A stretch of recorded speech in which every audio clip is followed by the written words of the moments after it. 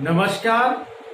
BA second year economics second paper और हमारा topic जो चल रहा है मुद्रास्फीति। पहले हम लोगों ने पढ़ा कि मुद्रास्फीति क्या है, मुद्रास्फीति के कितने प्रकार होते हैं और मुद्रास्फीति की तीव्रता में क्या अंतर होता है या कितने प्रकार की तीव्रता स्वीकार की जाती है। मुद्रास्फीति क्या है? मुद्रास्फीति वह अवस्था है जिसमें वस्तुओं की कीमतें बढ़ती हैं और मुद्रा की जो मूल्य है, मुद्रा का मूल्य गिरता है।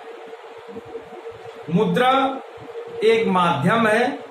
किसका माध्यम है? वस्तुओं को क्रय करने का एक माध्यम है। वस्तु की कीमत और मुद्रा के मूल्य में विपरीत संबंध होता है। यदि मुद्रा का मूल्य बढ़ता है तो वस्तु की कीमतें कम हो जाती हैं। यदि वस्तु की कीमतें बढ़ती हैं तो मुद्रा का मूल्य कम हो जाता है। तो मुद्रास्फीति वह अवस्था है जिसमें वस्तुओं की कीमतें बढ़ती हैं और मुद्रा का मूल्य कम होता है। इसमें हम देखते हैं कि मुद्रास्फीति के क्या कारण हैं और मुद्रास्फीति को किन उपायों के द्वारा हम रोक सकते हैं या उन्मूलन कर सकते हैं। तो सबसे पहले मुद्रास्फीति के क्या कारण हैं? तो पहला कारण है हीनार्थ प्रबंधन। हीनार्थ प्रबंधन,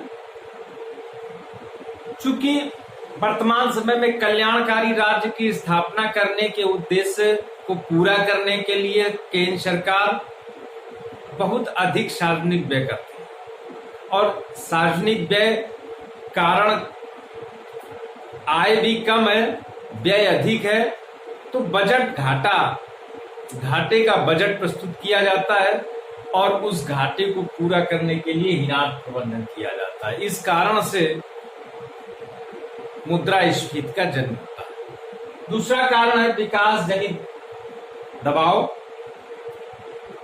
विकास करने के लिए, आधारभूत संरचना के निर्माण करने के लिए, इस कारण से भी सरकार जो है ऋण लेती है, नोट निर्गमन करती है, हीनार्थ प्रबंधन करती है।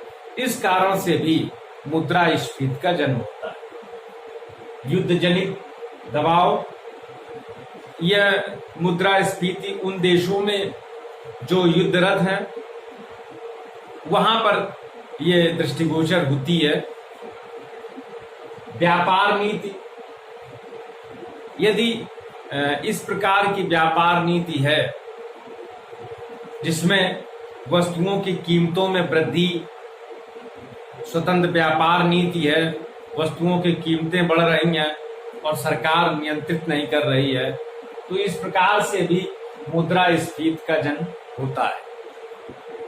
उद्योग नीति, यदि उद्योगों को प्रोत्साहित किया जा रहा है, उनको नियंत्रित नहीं किया जा रहा है, उनकी वस्तुओं जो उत्पादित वस्तु हैं उसकी कीमतों में वृद्धि को नियंत्रित नहीं किया जा रहा है, तो इस कारण से भी मुद्रास्फीति का जन्म हो जाता है। सरकार की कर रोपण नीति, यदि सरकार करों को कम कर रही है, कम कर होने के कारण से लोगों की जो व्यय शक्ति है, परचेजिंग पावर है, वो अधिक हो जाती है। इस कारण से भी वस्तुओं की मांग बढ़ती है, कीमतें बढ़ने लगती हैं, मुद्रास्फीति का जन्म हो जाता है। प्रशासनिक शिथिलता, यदि देश की प्रशासनिक व्यवस्था शिथिल है, भ्रष्टाचार है, तो जमाखोरी प्रोत्साहित होती है और जमाखोरी के कारण कृत्रिम कमी, वस्तुओं की कृत्रिम अभाव का जन्म किया जाता है, क्रिएट की जाती है और इससे जमाखोरी से वस्तुओं का जो मूल्य है वो बढ़ जाता है, क्योंकि पूर्ति कम हो जाती है। पूर्ति को कृत्रिम रूप से कम किया जाता है, जबकि उत्पादन में कोई कमी नहीं है। उत्पादन में कमी अब उत्पादन में यदि कमी हो जाए, जैसे बाढ़, भूकंप, सूखा, अति ओलावृष्टि, अति वर्षा, इस कारण से उत्पादन यदि कम हो जाता है, अब चूंकि मांग कम नहीं होती है तो इस कारण से वस्तुओं की कीमतें बढ़ जाती हैं और मुद्रास्फीति का जन्म होता है। जैसे वर्तमान समय में जो कोरोना महामारी के समय जब लॉकडाउन कर दिया गया, तो लॉकडाउन होने के कारण क्या हुआ कि फैक्ट्रियां बंद हो गई, उत्पादन कम हो गया, किंतु मांग में उतनी कमी नहीं आई, तो इस कारण से वस्तुओं की कीमतें जो है वो बढ़ गई। तो ये उत्पादन में कमी, ये बिल्कुल अभी हम लोगों के सामने दृष्टिगोचर हो रहा है। दूसरे जो सेकेंड स्टेज में, जब दूसरे लहर में भी लॉकडाउन लगाया गया, तो इसमें सरकार ने थोड़ी सी समझदारी दिखाई कि उसने फैक्ट्रियों को बंद नहीं किया। फैक्ट्री बंद होने से उत्पादन कम हो जाता, उत्पादन कम होने से वस्तुओं की कीमतें बढ़ जाती हैं। लागत में वृद्धि, लागतों में वृद्धि से उत्पादक की मजबूरी हो जाती है वस्तुओं की कीमतों में वृद्धि करना। तो इस कारण से भी लागतों में वृद्धि होने से वस्तु की कीमतों में वृद्धि हो जाती है, मुद्रास्फीति जन्म ले लेती है। और मांग में वृद्धि, यदि देश में निरंतर जो तीव्र गति से जनसंख्या वृद्धि हो रही है, इस कारण से मांग अधिक होती है। मांग अधिक होने के अब उसमें पूर्ति उतनी तीव्र गति से बढ़ नहीं पाती है, तो मांग और पूर्ति का संतुलन उत्पन्न हो जाता है, वस्तु की कीमतें बढ़ जाती हैं। तो ये कुछ प्रमुख कारण हैं: हीनात प्रबंधन, विकास जनित दबाव, युद्ध जनित दबाव, व्यापार नीति, उद्योग नीति, सरकार की कर नीति, प्रशासनिक शिथिलता, उत्पादन में कमी, लागत में वृद्धि और मांग में वृद्धि। ये कुछ प्रमुख कारण हैं जो मुद्रास्फीति को जन्म देते हैं। अब देखते हैं मुद्रास्फीति दूर करने के उपाय। वो कौन से उपाय हैं जिनके द्वारा मुद्रास्फीति को हम नियंत्रित कर सकते हैं। आप मुद्रास्फीति को इस प्रकार से समझें कि वस्तुओं की कीमतें बढ़ती हैं, अर्थात उत्पादन, वस्तु का उत्पादन जो है मांग के अनुरूप नहीं हो जाता, मांग और पूर्ति का असंतुलन, और दूसरी ओर मुद्रा का चलन में अधिक मात्रा, ये भी मांग को बढ़ाती है। इस कारण से भी वस्तुओं की कीमतें बढ़ती हैं। तो चलन में मुद्रा की मात्रा, तो इस प्रकार से जो असंतुलन है, तो किस प्रकार से इस असंतुलन को दूर कर सकते हैं, मुद्रास्फीति को दूर करने के उपाय। पहला है नोट निर्गमन पर नियंत्रण। यदि अर्थव्यवस्था में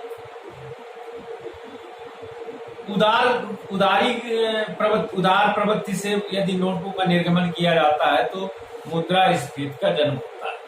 विश्व के कई देशों में इस प्रकार की स्थितियां आई कि बोरियों में नोट भर करके ले जाते थे और झोले में या जेबों में सामान लेकर के आते हैं।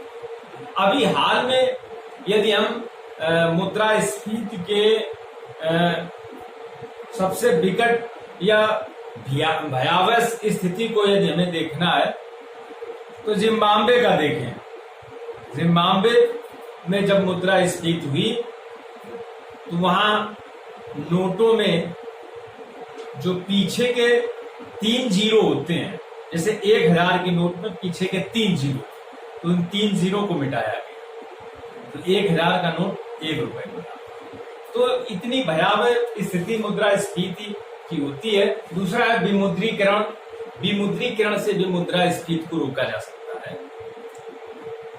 विमुद्रीकरण अभी हाल में ही भारत में 2016 में विमुद्रीकरण किया गया था। 500 और 1000 के नोट बंद किए गए। साख के प्रसार पर नियंत्रण। यदि साख के प्रसार पर नियंत्रण कर लिया जाए, नियंत्रित साख का प्रसार किया जाए, तो भी मुद्रास्फीति को हम नियंत्रित कर सकते हैं। बजट में संतुलन।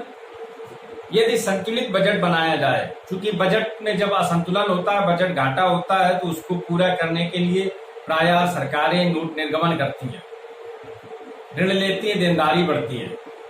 तो इससे क्या है कि मुद्रा प्रसार होता है, और यदि बजट संतुलित है तो उससे मुद्रा प्रसार नहीं होता है।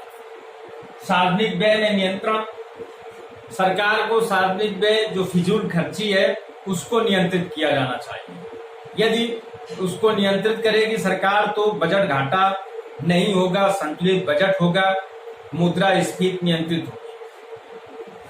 ऋण पत्रों का विक्रय, सरकार को ऋण पत्रों का भी विक्रय करना चाहिए। जब देश में अर्थव्यवस्था में मुद्रास्फीति हो तो सरकार को ऋण पत्रों का विक्रय किया जाना चाहिए। ऋण पत्रों के विक्रय का प्रभाव क्या होता है कि ऋण पत्र जनता खरीदती है तो उससे नगदी जो है, उसकी जो तरलता है, जनता की तरलता कम हो जाती है, और जब तरलता कम हो जाती है तो उसकी मांग संकुचित हो जाती है।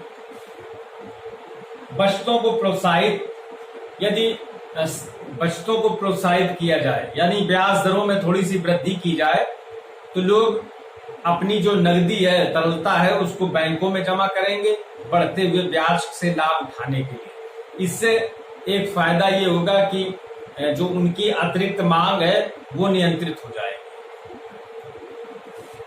उत्पादन में वृद्धि को प्रयास करना चाहिए किसी भी प्रकार से, चाहे वो कृषि उत्पाद हो या मैन्युफैक्चरिंग हो, इन दोनों में सरकार को प्रोत्साहित करना चाहिए। उत्पादन वृद्धि का हर संभव प्रयास किया जाना चाहिए। क्यों? क्योंकि मुद्रास्फीति मांग और पूर्ति के असंतुलन के द्वारा उत्पन्न होती है। सब्सिडी में वृद्धि, जो वस्तु की लागत है और विक्रय मूल्य है, उसके जो बीच का अंतर है उसको सरकार के द्वारा सब्सिडी दी जानी चाहिए। क्योंकि विकासशील देशों में या भारत के संदर्भ में देखें तो गरीबी है, और निश्चित आय वर्ग के लोगों के लिए मुद्रास्फीति बहुत ही घातक है, या एक प्रकार की अदृश्य डकैती है। महंगाई भत्ता में वृद्धि, जितने भी निश्चित आय वर्ग के लोग होते हैं, मुद्रास्फीति उनके लिए घातक है।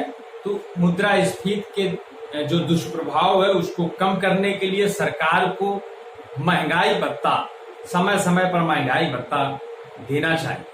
तो इस प्रकार से ये कुछ उपाय हैं जिनके द्वारा, जिनका प्रयोग करके हम मुद्रास्फीति को नियंत्रित कर सकते हैं।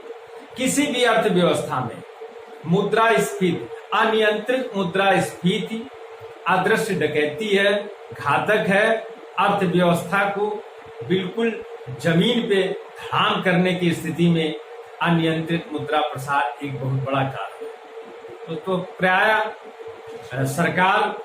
सभी सरकारों का ये उद्देश्य होता है कि मुद्रास्फीति नियंत्रित मुद्रास्फीति उत्पादक को प्रोत्साहित करती है उत्पादन वृद्धि करने के लिए।